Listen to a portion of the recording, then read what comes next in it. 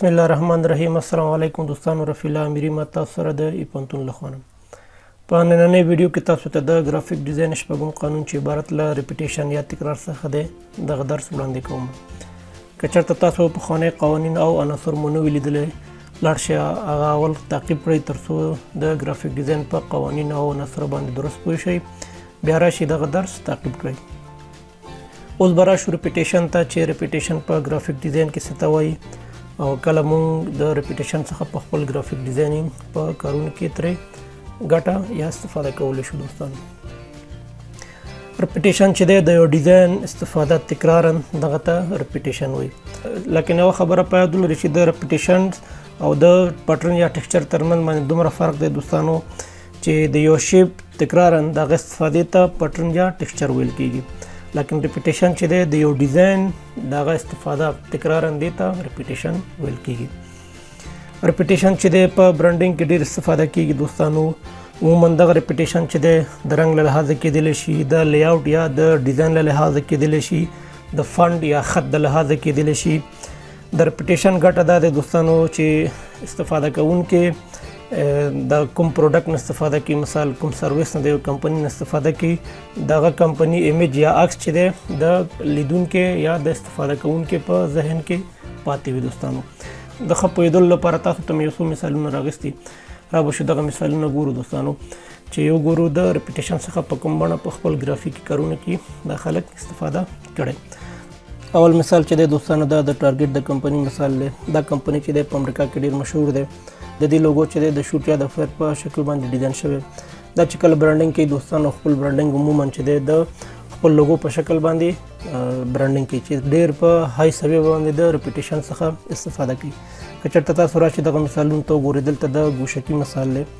دغه مثال چې دی د خپل لوګو په شکل باندې ګورئ ډیزاین کړی، یعنی د لوګو په منځ کې چې کوم هغه ګول شیپ دی دغه په شکل باندې ډیزاین کړی. دغه وګورئ دوستانو، دلته هم د ریپیټیشن څخه ډیر په های سوي باندې استفاده شوی.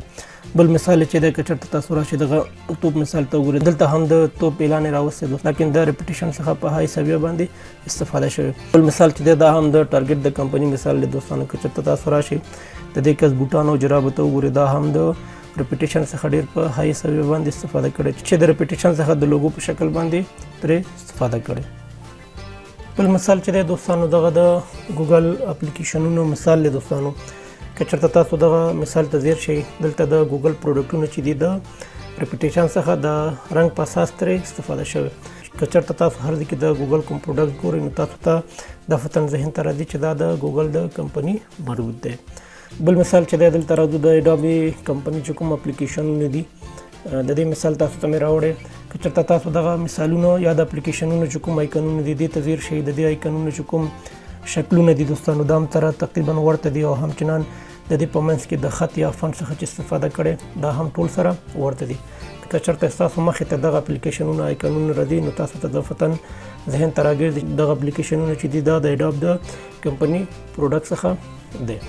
بل مثال مې هم تاسو ته برانډینګ کې راوړی دوستانو. که چېرته تاسو دغه برانډینګ ته وګورئ، دلته هم د ریپیټیشن څخه د دې شکل څخه ترې استفاده کړی.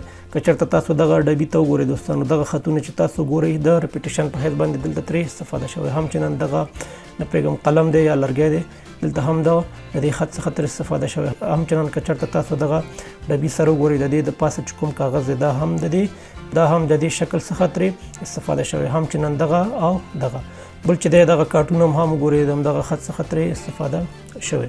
بل مثال چې دی که چېرته تاسو دغه ډیزاین ته ځیر شئ، دلته د لیاوټ څخه د ریپیټیشن په حیث باندې استفاده شوی. که چېرته تاسو راشئ دغه شیپ ته وګورئ، دغه شیپ دی مثال، دغه شیپونه دي، دغه ګول شیپ دی.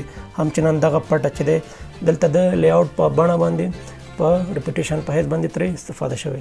همچنان که چېرته تاسو دغه وګورئ مثال، دغه شیپ چې دی تقریبا دغه شیپونو ته ورته دی. دې نه بعد چې دی دلته هم بل مثال مې تاسو ته راوړی دوستانو. که چېرته تاسو په دغه مثال کې ګورئ، دلته هم د فانت څخه چې دلته تاسو په دغه هیډینګ کې چې کوم ګورئ ایجوکیشن دی مثال اباوټ می، دلته د ریپیټیشن په حیث باندې ترې استفاده شوی. همچنان دغه شیپونه چې دي دوستانو، دغه شیپونه ټول سره ورته دي. او بل مثال چې د دوستانو کچرته تاسو دغه بروشر ډیزاین ته راشي دلته هم دغه شیپونو څخه کچرته تاسو وګورئ دغه شیپ څخه د ریپیټیشن په حیث باندې ترې استفاده شوی سره سره موږ کولی شو دغه ریپیټیشن نه د ویب سایټ پر ډیزاین کې هم ترې ګټه واخلو چې یو مثال مې تاسو ته د بي بي سي چې کوم ویب پاڼه د دوستانو کچرته تاسو راشي دغه ویب پاڼې ته ځیر شي دغه ویب پاڼه چې د دوستانو دغه وګورئ مثال د خبرونه چې دي د دې عکس اندازه د دې عکس اندازه مثال د دې او د دې چې کوم ټیکس سایز دی یا مثال د عنوان سایز دی یا د چې کوم ټیکس بډي سایزونه چې دي ټول سره تقریبا یو شی دي په همدغه اساس په همدغه د ویب سایټ په ډیزاین کې هم د ریپیټیشن څخه ښه استفاده کړې دوستانو دا د ګرافیک ډیزاین شپږم قانون چې عبارت له ریپیټیشن یا تکرار څخه تاسو ته مې وړاندې کړل د نور ویډیوګانو لپاره زما چینل سبسکرایب کړئ او د بل بټن کې کاږئ تر بیا مو په خدای سپارم ښه وخت لرئ الله پامان